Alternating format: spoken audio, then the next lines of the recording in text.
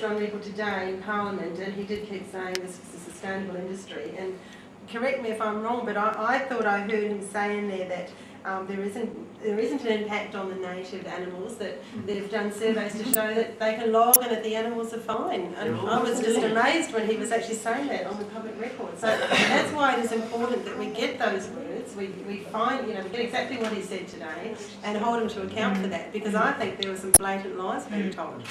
And, we need to make what we can of that and hold him to those words.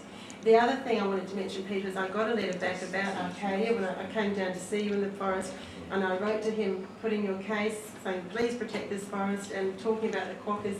He said there are no quokkas in the forest, so I'll give you a copy of that. He's absolutely denied that there are any quokkas in there. So you have that, in writing from him. Okay, and I also have the trapping results from the surveys from the dig, which they were silly enough to give me. And, which show that there are. Well, that's interesting as well. So you've got places to go with this campaign, excellent. Obviously. Okay, so he's lying. He's lying.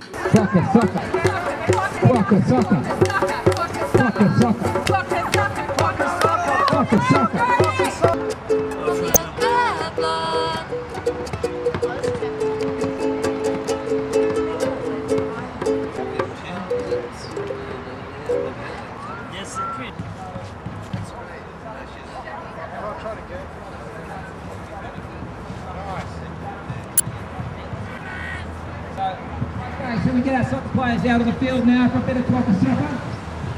Quokka soccer, courtesy Forest Products Commission Crew. Running players, please get out quokka. 18 down. Here we go at the Arcadia Quokka Academy.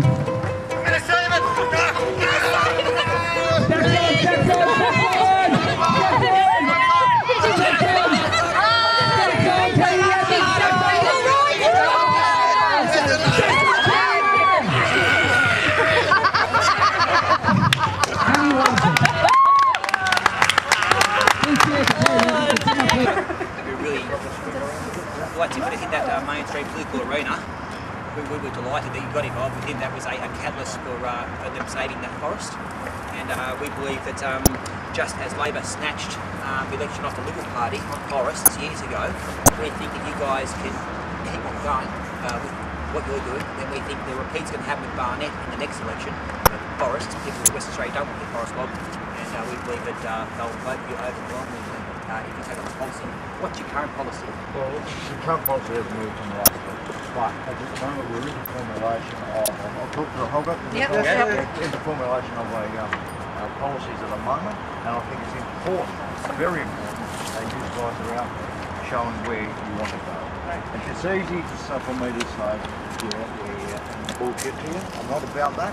It's about the policies will change, and I can say with all honesty that within our caucus, I've said again and again, I really believe the next election will be very similar to 2001 on environmental issues, whether they be about coal, whether they be about forest, whatever, because I see that swing within the community. Can I ask you a question on behalf of your electorate? The question is, will the Labor Party support the next forest management plan for a further 10 years after 2013? Will you support that? 2013? That is what I've been told by my leader, Eric, that he wants to see that run to 2013. Now after that, Nick, what's happening now? The new one's been drafted up for the following 10 years, the next decade after 2013. Will the Labor Party support the continuation of logging in the Southwest Forest? I would say they'll support some logging, but I'm not sure to the extent of that logging. Nobody here is here as a vested interest. We're all volunteers. Yep. Nobody's making any money out of it here. There's a government department that is making money out of it. A lot of FPCDs, they've got vested interests there. They're being paid. We wouldn't be here unless we totally passionately believed that we're doing the right thing for the sustainability of our children's environment. So we're not here as a vested interest. We would be quite happy if there was transparency and accountability to not be here. We'd be happy to be at home doing our jobs, running our businesses. But we feel at the moment there's not enough accountability and transparency in the government departments at all. The biggest concern is the fact is that even if guns basically sort of pull out, the FPC are actually going to look for another resource, for another market.